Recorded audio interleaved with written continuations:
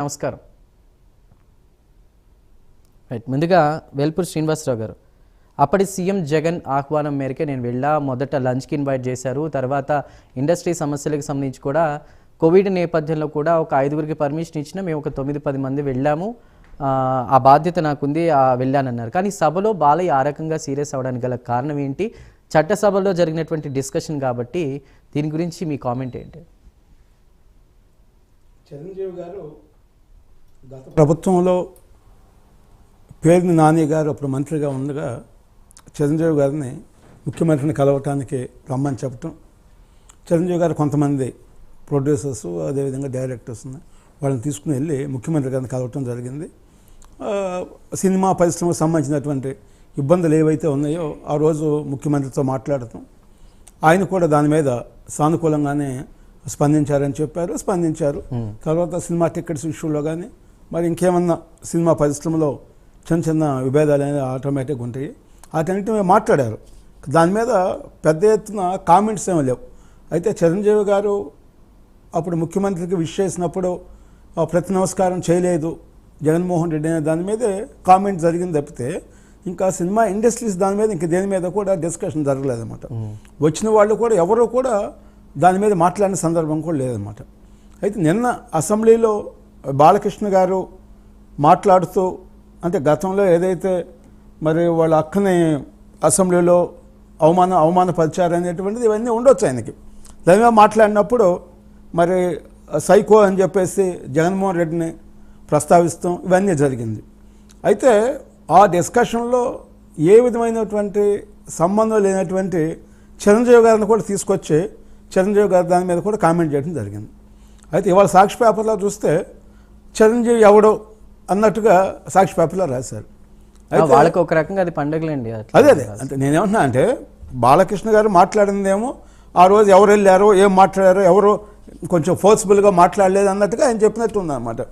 దాన్ని వీళ్ళకి విభేదాలను పెద్ద చేయడానికి మా పేపర్లో కూడా రాయటం చేసామన్నమాట. అంటే ఎట్లా ఉండాలంటే మీడియా కూడా అంటే ఒకటి చెప్పండి, హట్ అయ్యారా?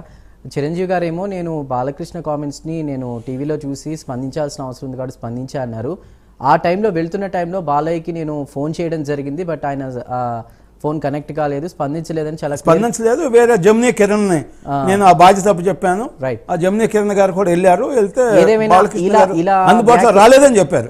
ఇట్లా చేయడం ఎంతవరకు కరెక్ట్, ఇట్లా మాట్లాడడం? ఎందుకంటే మీరు ఇందాక అన్నారు సమరసింహారెడ్డి టైంలో జగన్మోహన్ రెడ్డి గారు మన బాలకృష్ణ గారికి వీరాభిమాన ఆ పేపర్ కటింగ్స్ అవి కూడా ప్రస్తుతం ట్రెండ్ అవుతున్నాయి. సో మాజీ ముఖ్యమంత్రిని అలా సంబోధించడం, చిరంజీవి గారిని ఇట్లా మాట్లాడడం ఎంతవరకు కరెక్ట్?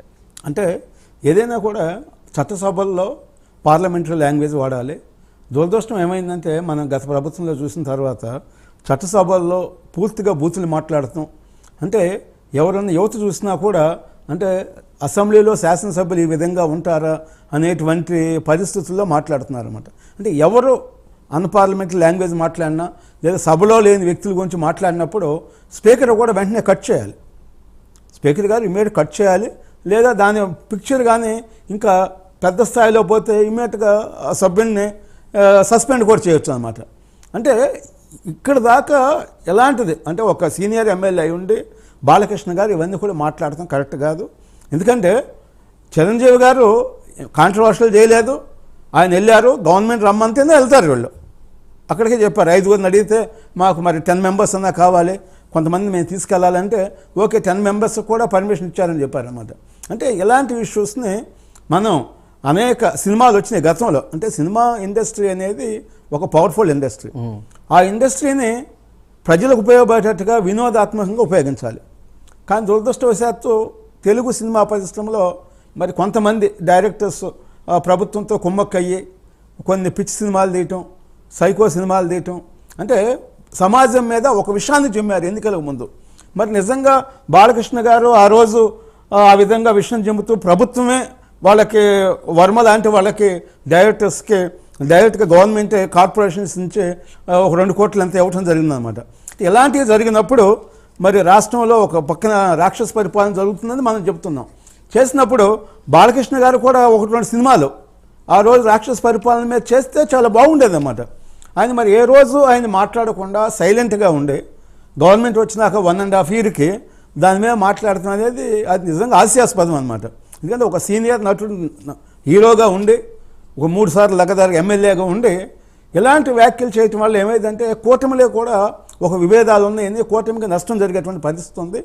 ఏది ఏమైనా ఇలాంటివి మంచివే కాదు. నేను అనుకోకుండా మాట్లాడాను, నేను చిరంజీవి గారికి నేను క్షమాపణ చెబుతున్నా అంటే సరిపోయేదన్నమాట. అంటే ఇప్పటివరకు ఇంకా అలాంటి స్టేట్మెంట్ రాలేదు. ఎందుకంటే బాలకృష్ణ గారు జగన్మోహన్ రెడ్డి మీద మాట్లాడుతామంటే జగన్మోహన్ రెడ్డి చేసినటువంటి అరాచకం కానీ అవమానాలు కానీ దాని మీద మాట్లాడి ఉండొచ్చు. డెఫినెట్గా రాజకీయాలు వేరు, సినిమాలు వేరు. ఆ హెల్దీ కాంపిటీషన్ అనేది సినిమాల వరకు ఉంటే సరిపోతుంది. కానీ బాలయ్య చేసినటువంటి కామెంట్స్, ఈవెన్ చంద్రబాబు కూడా అన్నారు చాలాసార్లు, కూటమి స్ఫూర్తిని ఎవరు ఇబ్బంది పెట్టినా ఊరుకునేది లేదని. ఎందుకంటే ఆయన అరెస్టే జైల్లో ఉన్నప్పుడు పవన్ కళ్యాణ్ గారు వెళ్ళిపోతూ అదంతా ఆ టైంలో బాలకృష్ణ పక్కనే ఉన్నారు. చంద్రబాబు నాయుడు గారిని అరెస్ట్ చేసినప్పుడు పవన్ కళ్యాణ్ గారు రాజమండ్రి జైలుకి వెళ్ళి డెఫినెట్గా ఈ రాష్ట్రాన్ని మనం కాపాడుకోవాలి అని చెప్పడం జరిగింది. అప్పుడు ఒక పక్కన బాలకృష్ణ, ఒక పక్కన లోకేష్ ఉంటాం, పవన్ కళ్యాణ్ గారు ఉంటాం. మరి ఇవన్నీ కూడా మనం చూసాం. ఆ రోజు నుంచే గవర్నమెంట్ మీద ఒక పూర్తి స్థాయిలో వ్యతిరేకత రావటం, ఇవాళ కూటమి ప్రభుత్వం రావటానికి ఆ ఇన్సిడెంట్ ఒక బెంచ్ మార్క్ అని చెప్పుకోవాలి మనం. మరి ఇంతటి హిస్టరీ ఉన్నప్పుడు మరి ఈయన బాలకృష్ణ గారు ఇలాంటి కామెంట్స్ చేయటం అభిమానులు, ముఖ్యంగా చిరంజీవి అభిమానులు ఉంటారు, సినిమా అభిమానులు కానీ మరి బయట ఉన్నారు. ఎందుకంటే ఆయన వివాదాలకు దూరంగా ఉండేటువంటి వ్యక్తి. ప్రజారాజ్యం పార్టీ పెట్టినప్పుడు కూడా చిరంజీవి గారు ఒక స్టేట్మెంట్ ఇచ్చారు. మామూలుగా 150 సీట్లు వస్తాయి ప్రజారాజ్యానికి, చిరంజీవి గారు ముఖ్యమంత్రి అవుతారు అనుకున్నారు అందరూ. కానీ ఆయన ఒక స్టేట్మెంట్ ఇచ్చారు, ఎవరైనా మా పార్టీ కార్యకర్తలను కొడితే రెండో చెంప చూపించమన్నారు. అంటే గాంధీ గారి స్టైల్ అన్నమాట. అంటే ఎప్పుడైతే ముళ్ళుతో తీయకుండా క్రిమినల్స్, రాజకీయాలు అంటే క్రిమినల్స్ని మనం ఫేస్ చేయాలన్నమాట. రాజకీయాల్లో ఇవాళ 70% క్రిమినల్స్ వచ్చారు. వాళ్ళని ఫేస్ చేయాల్సినటువంటి పరిస్థితుల్లో నేను గాంధీ మార్గంలో పోతామంటే ప్రజలు కూడా చిరంజీవి గారు ఏమి చేయలేరు, దీంతో మనకు నష్టం జరిగిద్ది, అవతల వాళ్ళేమో క్రిమినల్స్ అని చెప్పేసి భయపడి మరలా మనకు 18 సీట్లు రావడం జరిగిందనమాట. అంటే రాజకీయాల్లో చిరంజీవి గారు సౌమ్యుడు కాబట్టి ఆయన నెగ్గలేకపోయాడు. మరి బాలకృష్ణ గారు కూడా ఎలాంటి వ్యాఖ్యలు చేయడం అనేది కరెక్ట్ కాదు. ఆయన కూడా బహిరంగ క్షమాపణ చెప్తే ఆయన గౌరవంగా ఉండేది. రైట్, శ్రీనివాసరావు గారు మాట్లాడదాం. మనకి కన్నా మురళీకృష్ణ గారు ఉన్నారు. మురళీకృష్ణ గారు నమస్కారం. నమస్తే అండి. సో అవును,